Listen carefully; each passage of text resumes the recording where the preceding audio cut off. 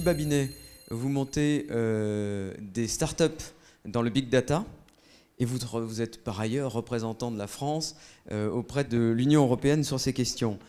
Vous me disiez que les chefs d'entreprise, finalement, ils ne savent pas utiliser les réseaux sociaux.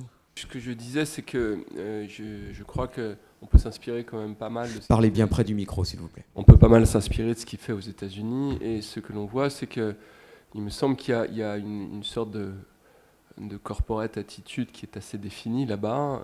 Et les chefs d'entreprise font extrêmement attention à ce qu'ils disent sur les réseaux sociaux. C'est assez surprenant parce que moi, j'en suis 2-3 sur ma timeline. Eh bien, il y a deux types de tweets. Il y a des tweets extrêmement volages qui parlent d'émissions de télé, comme ça vient d'être dit. Comme Laurent Vimont. Et puis, on voit là-dedans débarquer des tweets qui sont manifestement faits par le service de communication, qui disent « Je suis super fier du nouveau XB337 dont les performances sont époustouflantes ». Et ça, vous le voyez à 100 000 lieues à la ronde, hein, ça se renifle de loin. Ouais, je pense que ça se voit quand même un petit peu. Ouais.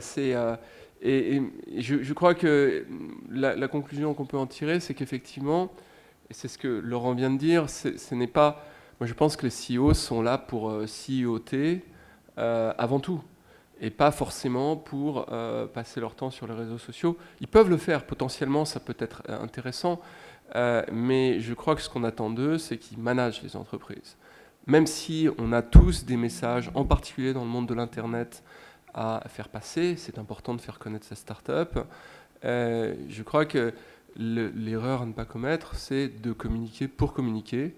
Et je crois qu'il faut garder à l'esprit qu'une entreprise qui communique bien, c'est une entreprise qui communique de façon ciblée et relativement organisée. Donc l'erreur sur Twitter ou sur Facebook est vite commise.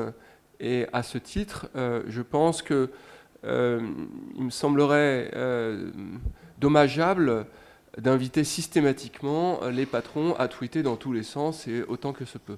Il me semble qu'il y a quelque chose que je crois important de dire aussi, c'est qu'on a parlé de la transparence tout à l'heure.